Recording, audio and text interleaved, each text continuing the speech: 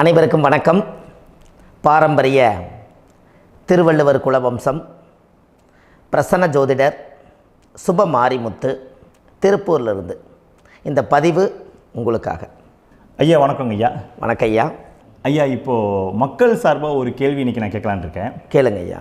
ஐயா அதாவது இந்த ஜாதகத்தில் முடக்கு இருக்கு, ஜாதகத்தையும் முடக்கிருச்சு, கண்டிப்பாக அதனால் வாழ்க்கையில் நிறைய பிரச்சனைகள் அப்படின்னு சொல்லி நிறைய பேர் கேட்குறாங்க. கண்டிப்பாங்க ஐயா. இந்த முடக்குங்கிறது என்னங்க ஐயா? அதற்கும் கர்மாவுக்கு ஏதாவது சம்மந்தம் இருக்காங்க ஐயா? ரொம்ப பற்றி சொன்னீங்கன்னா ரொம்ப உதவியாக இருக்குங்க. நல்ல கேள்விங்க ஐயா. இந்த கர்மாவே முதல்ல எங்கேருந்து வருது அப்படிங்கிறது தான் இப்போ நம்ம சொல்ல போகிறோம். இதுவரைக்கும் எத்தனையோ கருத்துக்களெல்லாம் நீங்கள் இந்த உலகத்தில் கேட்டிருப்பீங்க.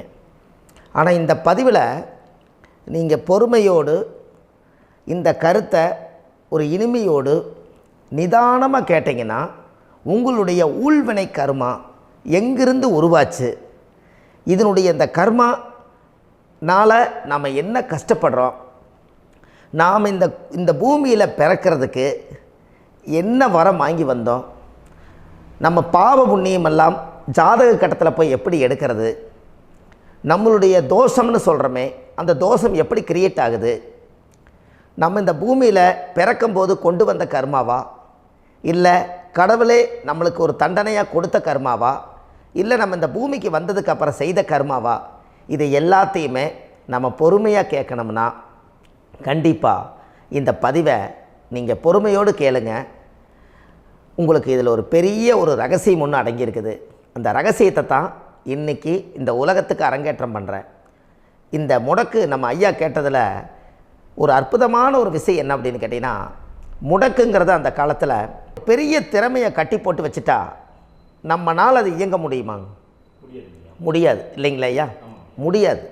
அப்போது அதே மாதிரி ஜாதக கட்டத்தில் நமக்கு வேண்டிய யோகத்தை கடவுளே நம்மளுக்கு நாம் செய்த பாவத்தினால அது முடக்கி வச்சிருச்சுன்னா அந்த பாவகத்தை அந்த ஜாதகர் அனுபவிக்க முடியுமா?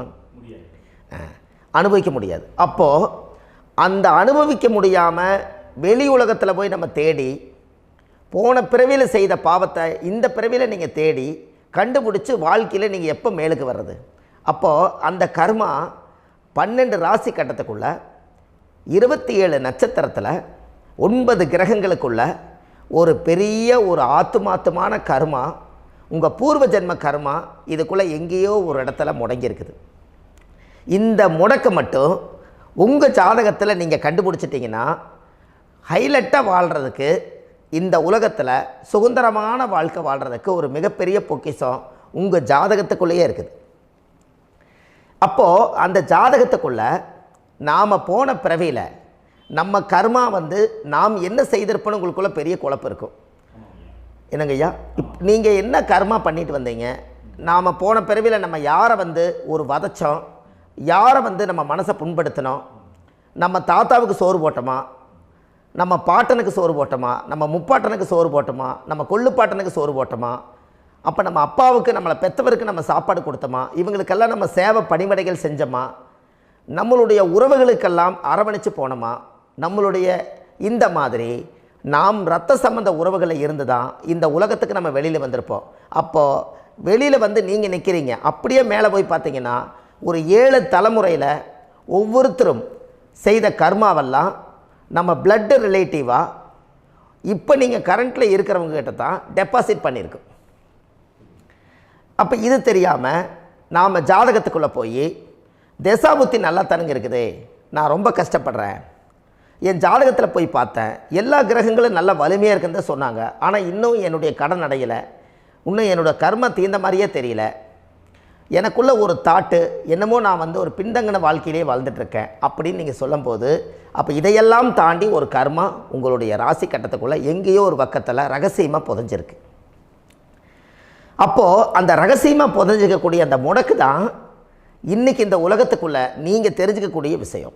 அப்போ அந்த முடக்குங்கிறது ஒன்று உண்மை. இந்த உலகத்துக்கு நம்மளை எல்லாத்துலேயும் நல்லா யோசிச்சு பாருங்கள். 12 ராசி கட்டம் இருக்குதுங்களா ஐயா? ஆமாங்க ஐயா. ஆனால் கிரகம் எத்தனை இருக்குதுங்க? 9 தான் இருக்குங்க ஐயா. ஆமாம், 12 ராசிக்கு 12 கட்டத்துக்கு 12 கிரகம் கொடுத்துருக்கலாமல்ல கடவுள். அப்போ ஏன் 3 கட்டத்தை மட்டும் எம்டி பண்ணி மீதி 9 கிரகத்தை வச்சுக்கிறாருன்னா, அப்போ நாம் செய்த 3 தலைமுறை கர்மாவுக்கு அது எந்த கட்டம் பிளாக் ஆகுதோ அந்த கட்டத்துக்குள்ளே ஏதோ ஒரு ரகசியம் இருக்கிறனால தானே எங்கேயோ ஒரு பக்கத்தில் நீங்கள் கண்டிப்பாக கர்மாவில் மாட்டுவீங்கிறது கடவுளே படைச்சு தானே இதை உருவாக்கியிருக்காரு. 12 ராசிக்கு 12 கட்டம் கொடுத்துருந்தா எங்கே நீங்கள் சுற்றி வந்தாலும் ஏதோ ஒரு வீட்டுக்குள்ளே போய் உட்காந்துக்கலாம். ஆனால் ஒரு வீடு சுத்தமாக இருக்குது, ஒரு வீட்டில் 4 கிரகம் இருக்குது, ஒரு வீட்டில் 3 கிரகம் இருக்குது, ஒரு வீட்டில் 5 கிரகம் இருக்குது, ஒரு 3 வீடு 4 வீடு காலியாக இருக்குது. அப்போ எங்கேயோ ஒரு ராசி கட்டத்துக்குள்ளேயே கடவுளுடைய கர்மா விளையாட்டு, அது ரகசிய விளையாட்டு தான். அப்போது இந்த இடத்துல தான் உங்கள் ஜாதகத்தில் முடக்கு இருக்குது. இந்த முடக்கை நீங்கள் எப்படியெல்லாம் அதை ஆராய்ச்சி பண்ணி கண்டுபிடிக்க முடியும் அப்படிங்கிற ஒரு விஷயத்தை தான் இன்றைக்கி நம்ம இந்த உலகத்துக்குள்ளே இதை நுழைக்க போகிறேன். இப்போ அப்பா செய்த பாவம்னு ஒன்று இருக்குமில்லங்க ஐயா, நம்ம அறியாத வயசில் தெரியாதில்ல, அப்பா செய்த பாவம்னு இருக்கும். அப்பாவுடைய சொத்து பிள்ளைக்குத்தானா, அப்பாவுடைய பாவம் பிள்ளைக்குத்தானே, என்னங்க ஐயா? சரி, அப்போ தாத்தா இருக்கிறாரு, தாத்தாவுடைய கர்மா உயிர் எங்கே எழுதி வைக்கிறாருங்க?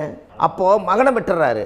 அப்போ தாத்தா மாதிரியே முகம் இருக்குது, தாத்தா மாதிரியே அவருடைய நடை உடை பாவனை இருக்குது, அவர் தாத்தாவுடைய ஜீனு தான் அப்படின்னு இவர் சொல்லும்போது, அப்போ தாத்தாவுடைய சொத்து பேரனுக்கு சொந்தம்னா தாத்தாவுடைய பாவம் எங்கே போகுங்க? Very good. அப்போ அப்போது இந்த கர்மா எப்படி டிரான்ஸ்ஃபர் ஆகுதுன்னு உங்களுக்கு தெரியுதா? அப்போ நீங்கள் போன பிறவியில் அந்த தாத்தாவுடைய பேரனை நீங்கள் பிறக்கிறதுக்கு கர்மம் உங்களை செயல்பட வச்சுருக்குது. அதனால் நீங்கள் தாத்தாங்கிறீங்க. அதனால் அந்த கௌரவமாக எங்கள் தாத்தா சம்பாரித்த சொத்து நான் தான் அனுபவிக்கணுங்கிற விதியை நீங்கள் உருவாக்கிறீங்க. அப்போது இந்த ஜாதகத்தில் அந்த ஊழ்வினை தோஷந்தான் ஏதோ ஒரு வழியில் உங்களை கர்மாவை செயல்படுத்துது.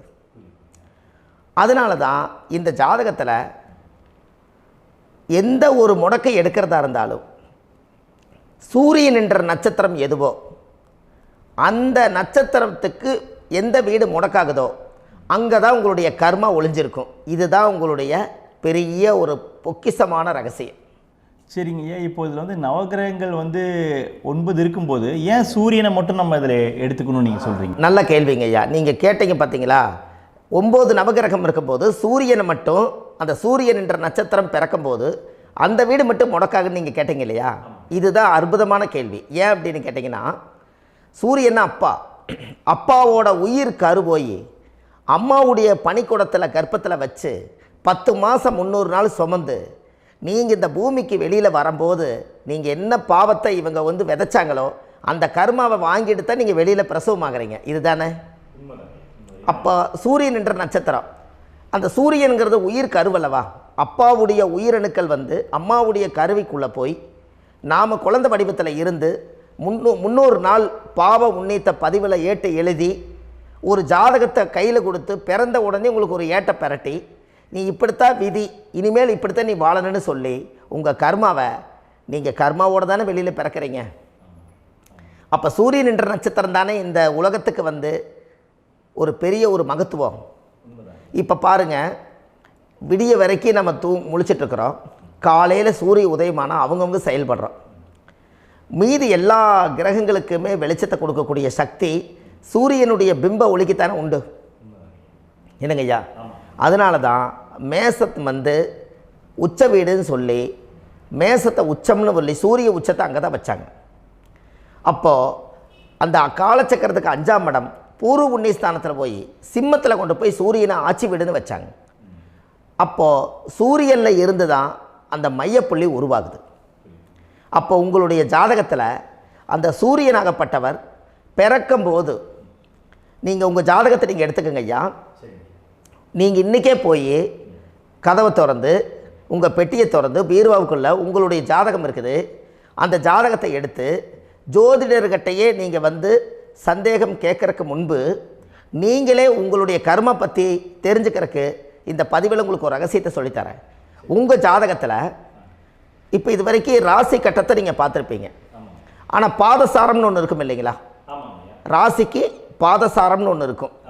சூரியன் என்ன நட்சத்திரத்தில் இருக்குது, சந்திரன் என்ன நட்சத்திரத்தில் இருக்குது, செவ்வாய் என்ன நட்சத்திரத்தில் இருக்குது, புதன் என்ன நட்சத்திர காலில் நிற்குது, இதெல்லாமே அந்த சாரம் இல்லாத ஜோதிடம் சோரம் போய்விடும். அதனால் அந்த சாரத்தில் நிற்கிது பார்த்தீங்களா கிரகம், அதில் இப்போ நீங்கள் உங்களுடைய ராசி கட்டத்தை ஓப்பன் பண்ணுங்கள். இதில் ராசி கட்டத்தில் சூரியன் என்ற நட்சத்திரம்னு ஒன்று இருக்கும் இல்லைங்களா? அது எதுவாக வேணாலும் இருந்துட்டு போட்டோம். அந்த நட்சத்திரம் தான் நீங்கள் பிறக்கும்போது தாயுடைய கருவறைக்குள்ள கரு உருவான நட்சத்திரமே அதுதான். புரிஞ்சுங்களா ஐயா?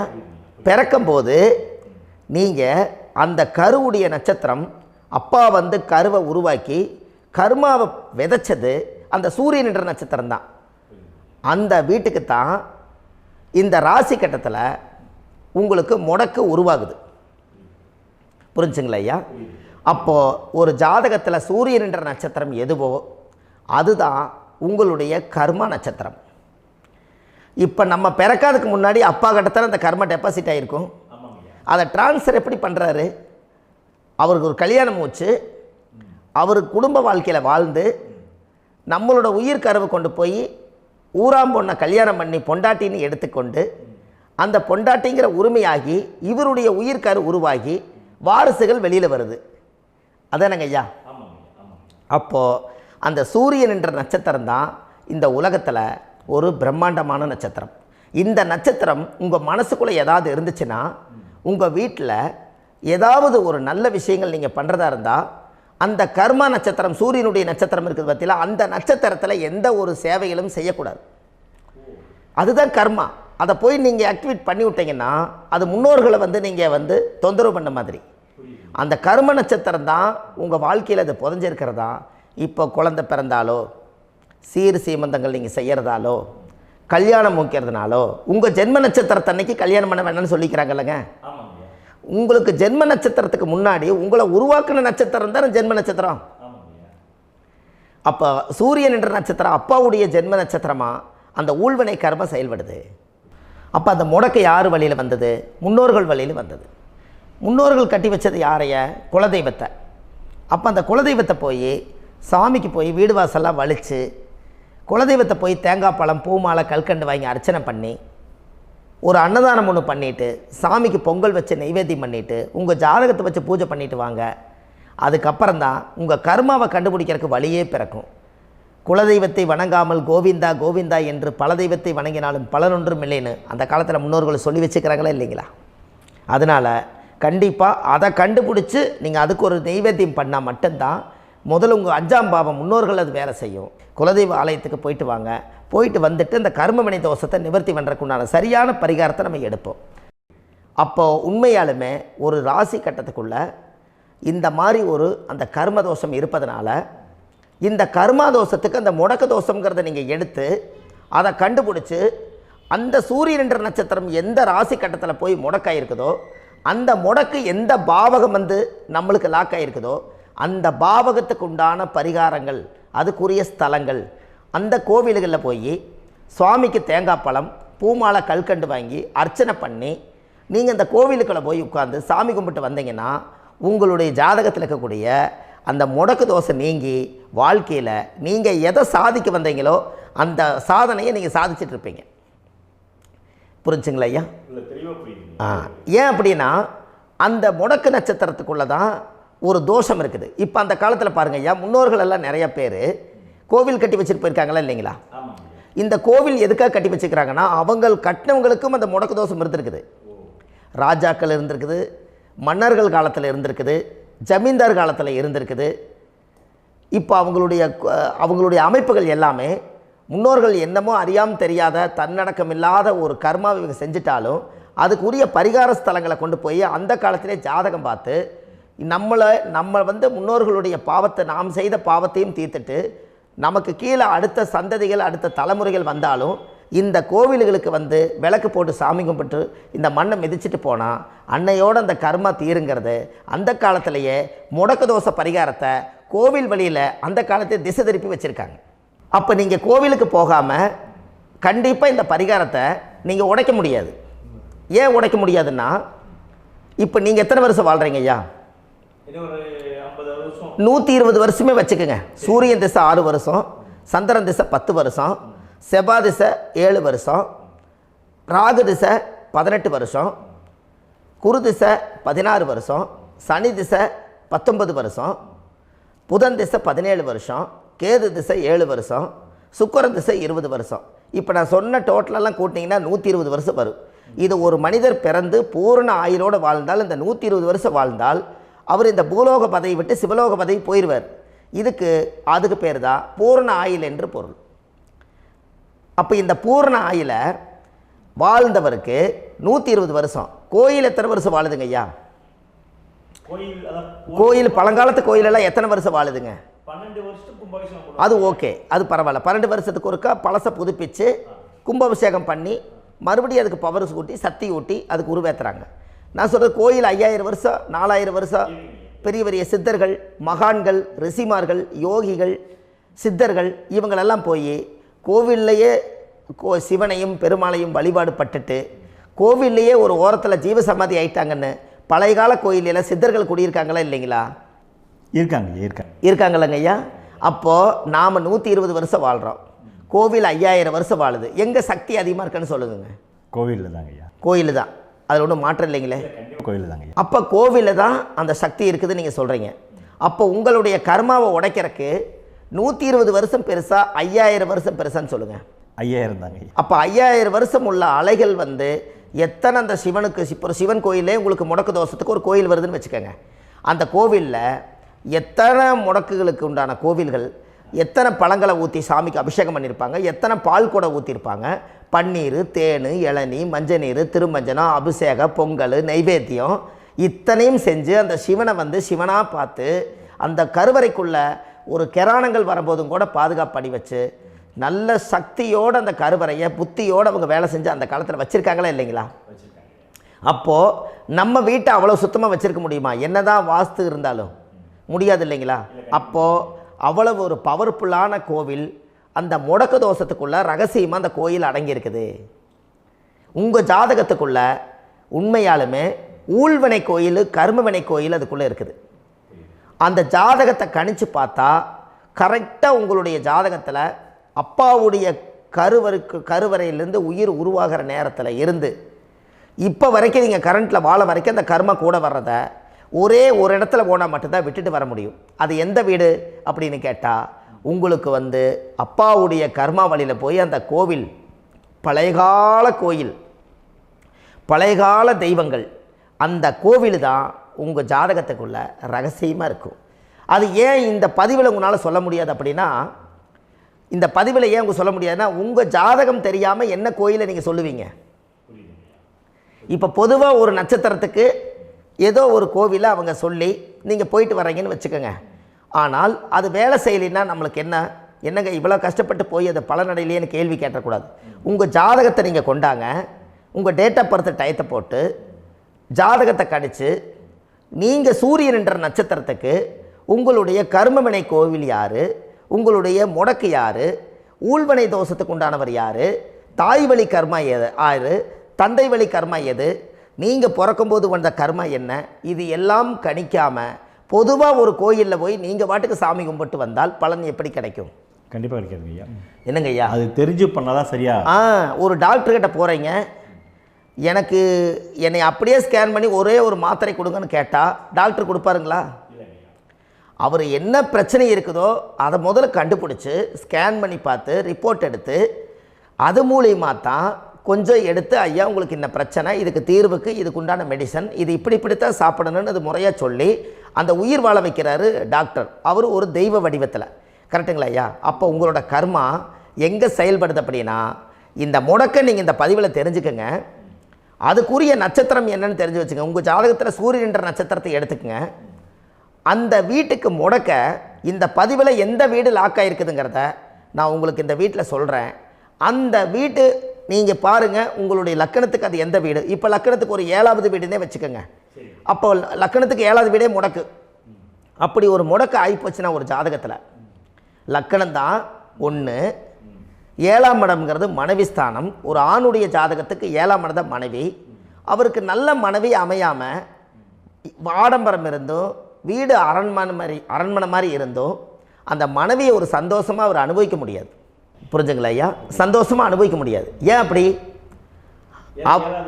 7ஆம் இடத்துல தான் அவரோட கர்மா உட்கார்ந்துருக்குது. கரெக்டாக சொன்னீங்க. 7ஆம் இடத்துல தான் அந்த கர்மா உட்கார்ந்துருக்குது. அப்போ அந்த 7ஆம் இடத்துல இருக்கக்கூடிய அந்த கர்மா போன பிறவியில் நீ மனைவிக்கு சோறு போடாமல் மனைவியை கட்டி வச்சு அடிக்கிறதும், மனைவியை துன்புறுத்துறதும், அந்த மனைவி இருக்கவே இன்னொரு வாழ்க்கைக்குள்ளே போகிறதும், இங்கே வாழ வேண்டிய தாம்பத்திய சந்தோஷத்தை கொண்டு போய் இன்னொரு இடத்துல கொடுக்கறதும், தெரிஞ்சிருந்தே நம்மளுடைய மனசுக்குள்ளே திருடுத்தனமாக வாழ்கிறதும், இது எல்லா கர்மாவும் போன பிறவியில் நாம் செய்த ஊழ்வினை கர்மா தான் உங்கள் ஜாதகத்தில் 7ஆம் இடம் முடக்கு. அப்போ அந்த 7ஆம் இடம் முடக்கா இருந்துச்சுன்னா கண்டிப்பாக உங்கள் ஜாதகத்தில் நீங்கள் என்ன அனுபவிச்சிட முடியும்? நல்ல நண்பர்கள் கிடைக்க மாட்டாங்க, நல்ல ஒரு பார்ட்னர்ஷிப் அமையாது, நல்ல ஒரு நட்பு வட்டங்களில் எதையும் அனுபவிக்க விடாது, ஒரு அங்கீகாரமான உறவுகளில் போய் நம்ம ஸ்ட்ராங்காக நிற்க முடியாது. 7ஆம் இடம் என்பது தாம்பத்திய வாழ்க்கை, பூர்த்தி இல்லாத வாழ்க்கையாக இருக்கும். இப்படியெல்லாம் அந்த ஜாதகத்தில் ஒரு பொதுவாக ஒரு ஜாதகத்தில் 7ஆம் பாவம் முடக்காயிட்டால் இந்த கர்மாவை அவர் அனுபவிச்சுக்கிட்டே இருப்பார். இது எப்போத்தான் அதுக்கு ஒரு தீர்வு வேணுங்கய்யா? அந்த கோயில் எதுன்னு நீங்கள் கரெக்டாக சொன்னீங்க. இப்போ இது மனிதனால் செயல்படுது. மனிதர்கள் தான் கோயிலை கட்டி வச்சாங்க. தெய்வத்தை விட ஒரு காலத்தில் மனிதர்களுக்கு மகிமை ஜாஸ்தி. ஏன்னா சாதாரண ஒரு மண் பூமியாக இருந்த இடத்த மனிதர்கள் தான் கோயில் கட்டி ஒரு மகிமைப்படுத்தி புண்ணியம் பண்ணி வச்சாங்க. மனிதர்களுக்கு சக்தி அதிகம்தான், ஆனால் பிரபஞ்சத்துக்கு அதை விட சக்தி அதிகம் அல்லவா? ஐயா, நீங்கள் கோவிலுக்கு போய் அந்த கர்மா உடைக்கிறதுக்கு கோவிலில் சக்தி இருக்குது, ரைட்டு. ஆனால் நம்ம வீட்டுக்கும் கோயிலுக்கும் ஒரு மிகப்பெரிய தொடர்பு என்னென்னா, அந்த கோயில் கட்டுறவங்க எல்லாமே பழைய காலத்து கோயிலெல்லாம் பாருங்கள், பஞ்சபூதத்தை வச்சு கட்டியிருப்பாங்க. பஞ்சபூதத்தை வச்சு தான் கட்டுவாங்க கோயில். அது உங்களுக்கு தெரியணும் இல்லைங்களா? பஞ்சபூதம்னா நீர், நெருப்பு, காற்று, பூமி, ஆகாயம். இந்த பஞ்சபூதத்தினுடைய சக்திகள் எல்லாம் ஒரே நேர்கோட்டுக்கு என்னைக்கு வருதோ அன்னைக்கு தான் அந்த கோவிலுடைய பாலக்கால் போட்டு 1000-2000 வருஷம் நிலச்சி நிற்கிறது. காரணம், இந்த பிரபஞ்சத்தில் பஞ்சபூதம் எப்படி நிலச்சி நிற்குதோ அதுபோல் 5000 வருஷம் நிற்கிறதுக்கு அந்த பஞ்சபூத சக்தி வச்சு தான் சாமி சிலையை பிரதிஷ்டை பண்ணி வச்சுருப்பாங்க. அதனால தான் இந்த கோயில்கள் எல்லாம் 5000 வருஷமாயும் எத்தனையோ கிராணங்களை எல்லாம் தப்பிச்சிருக்கிறதுக்கு காரணம். அப்பேற்பட்ட புண்ணிய ஸ்தலம் உங்களுக்கு எதுன்னு தெரியணும் அல்லவா?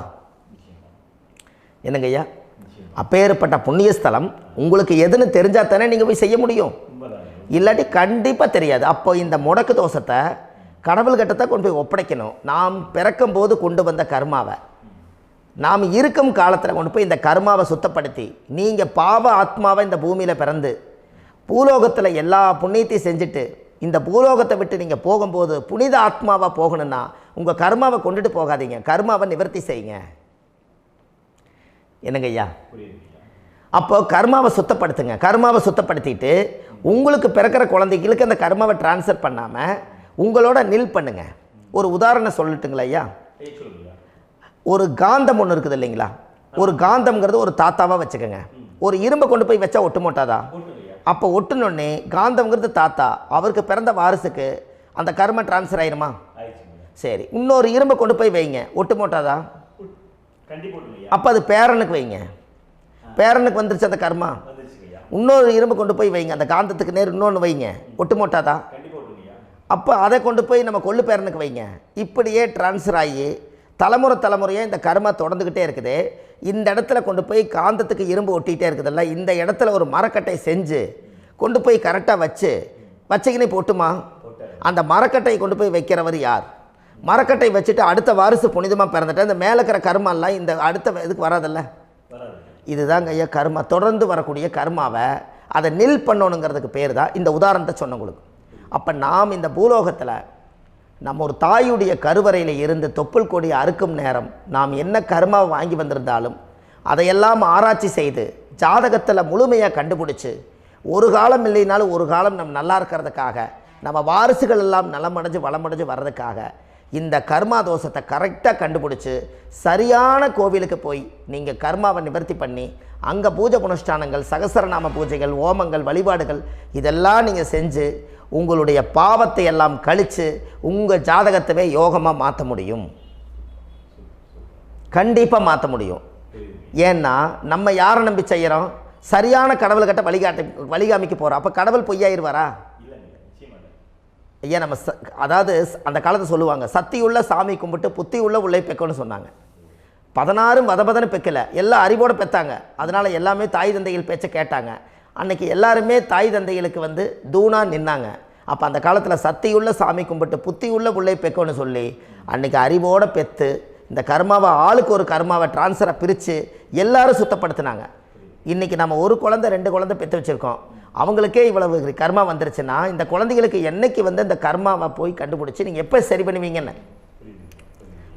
அப்போ இந்த வாழ்க்கையில் ஏதோ ஒரு பிரபஞ்ச சக்தி நம்மளை அறியாமல் என்னமோ ஒரு இயக்கத்தில் கொண்டு போய் விட்டுருச்சுங்களா? அப்போ இனிமேலாவது இந்த கர்மாவில் இருந்து கண்டிப்பாக நம்ம நிவர்த்தி ஆகணும்னு சொன்னால் இந்த முடக்கு தோஷத்தை யாரெல்லாம் கண்டுபிடிச்சி இந்த ஊழ்வினை கர்மாவில் இருந்து நாம் கருவறையில் சுமக்கும் போது 10 மாதம் நீங்களாம் என்னென்ன நினச்சிருப்பீங்க? அதாவது கருவறைக்குள்ள கருப்பாக ஒரு பிண்டம் இடப்பக்கம் கிடக்கையில் இந்த பூமிக்கு வரும்போது நீங்கள் என்னென்ன நினச்சிருப்பீங்க? இந்த பிறந்ததுக்கு அப்புறம் வந்து தான் அம்மா தெரியுது, அப்பா தெரியுது, தாத்தா தெரியுது, பாட்டி தெரியுது, இந்த உலகத்தில் கண்கொள்ளாத காட்சிகள் எல்லாம் தெரியுது, எல்லாம் தெரியுது. ஆனால் 10 மாதம் உங்கள் வாழ்க்கையில் நீங்கள் இருக்கும்போது நீங்கள் என்னென்னலாம் நினச்சி இந்த பதிவில் இறைவன் கொடுத்தாரோ அதையெல்லாம் அனுபவிக்கத்தான் வந்தீங்க. அதுக்கு இடையில இருக்கிறதான கர்மா. இந்த ஒரு விஷயம் உங்களுக்கு கிடச்சிருச்சுன்னா நீங்கள் எல்லாருமே ராஜயோகமாக பிழைப்பீங்கள்ல. இதில் ஏழை பணக்கார யாரையுமே சொல்ல வரல. அவங்க பிறக்கும்போது புண்ணியத்தை பொறுத்து தான் போன ஜென்மத்தில் நம்ம என்ன புண்ணியங்கள் பண்ணி வச்சோமோ அந்த புண்ணியத்தில் இன்றைக்கி நல்லா வாழ்கிறாங்க. ஒருத்தர் கேட்டார், என் ஜாதகத்தில்ங்க எங்கூட படித்தவர் இடம் வாங்கிட்டார், வீடு வாசல் கட்டிட்டார், தொழில் பண்ணிட்டார், நல்லா இருக்கார், ஆனால் நான் இன்னும் அப்படியே தான் இருக்கிறேங்கன்னு ஒருத்தர் கேட்டார். அதுக்கு ஒரு கருத்து என்னென்னா, டேட் ஆஃப் பர்த் ஒன்று தான், டைம் ஒன்று தானே வச்சுக்கோங்க. அவங்க அப்பா செஞ்ச புண்ணியம் வேறு, நீங்கள் செஞ்ச பாவங்கள் வேறு. அவர் செஞ்ச புண்ணியத்தினால அவருக்கு எல்லாமே முன்னாடி கிடைக்கிது. நீ கர்மாவெல்லாம் கழிச்சிட்டினா பின்னாடி கிடைக்க போகுது. இதில் மற்றவங்களை பற்றி வேற்றுமையாக நினைக்கிறதுல எந்த ஒரு இதுவுமே இல்லை.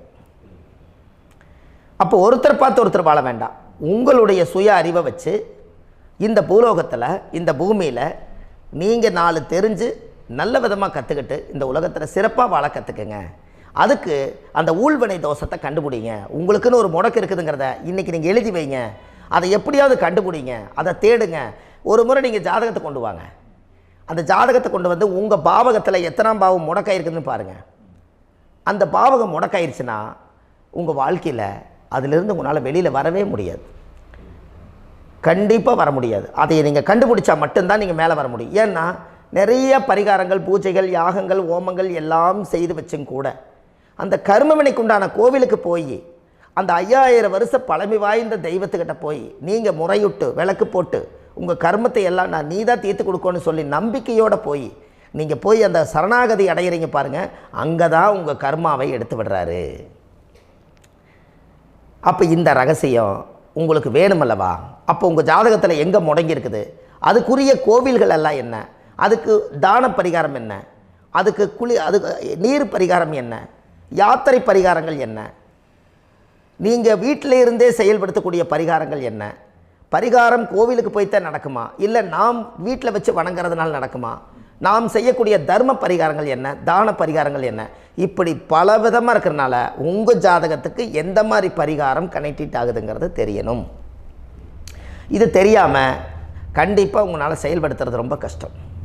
இதனால் இதை நீங்கள் தெரிஞ்சுக்கணும்னா இப்போ நம்ம பாருங்கள், நீங்கள் அந்த தெரிஞ்சுக்கிட்டாலே உங்கள் வாழ்க்கையில் ஒரு டைம் தான் நீங்கள் தெரிஞ்சுக்க போகிறீங்க. உங்களுடைய கர்மா என்ன, நீங்கள் எங்கே செயல்பட்டு போயிட்டுருக்கிறீங்க, உங்கள் போகிற பாதை சரியா இல்லை அந்த பாதையில் முள்ளு கல் இருக்குதா, இது எல்லாம் உங்களுக்கு தெரியலனா இந்த முடக்கை கண்டுபிடிக்கக்கூடிய சக்தி வாய்ந்த இந்த கர்மாவை நிவர்த்தி பண்ணுறதுக்கு வழிகள் இருக்குது.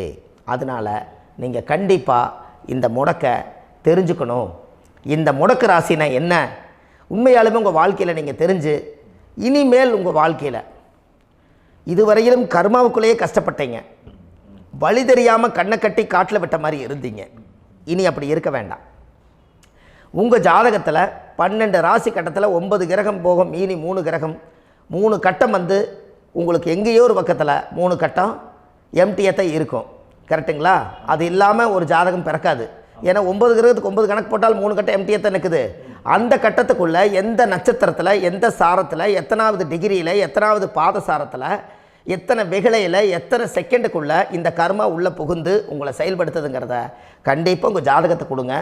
பார்த்து இந்த விஷயத்தை சொல்கிறேன், நீங்கள் அந்த இடத்துக்கு போய் நிவர்த்தி பண்ணிவிட்டு உங்கள் வாழ்க்கையில் கொஞ்சம் காலம் வாழ போகிறீங்க. பாருங்கள், பிறந்ததுலேருந்து 20 வருஷத்துக்குள்ளே இளமையாக வாழ்கிறீங்க, குழந்தையாக வாழ்கிறீங்க. 20லேருந்து 40 வயசுக்குள்ளே தான் உங்களுக்கு ஒரு பொண்ணை பார்த்து கல்யாணம் பண்ணி ஒரு கரு உருவாக்குறீங்க. அதுக்கப்புறம் 40லேருந்து 60க்குள்ளே குழந்தை பெற்று கடமை முடிச்சிடுறீங்க.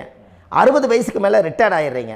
இந்த 20க்கும் 60க்கும் இல்லாத 20லேருந்து இந்த 40 வயசுக்குள்ளே உங்களோட தேடல் என்னவோ அது வாழ வேண்டிய சுகபோகமான வாழ்க்கை எல்லாமே அந்த 40க்குள்ளே தான் இருக்குது. இந்த 40க்குள்ளே இருக்கக்கூடிய வாழ்க்கையை இந்த கர்மா தெரியாமல் காலத்தை வீணாக்க வேண்டாம்.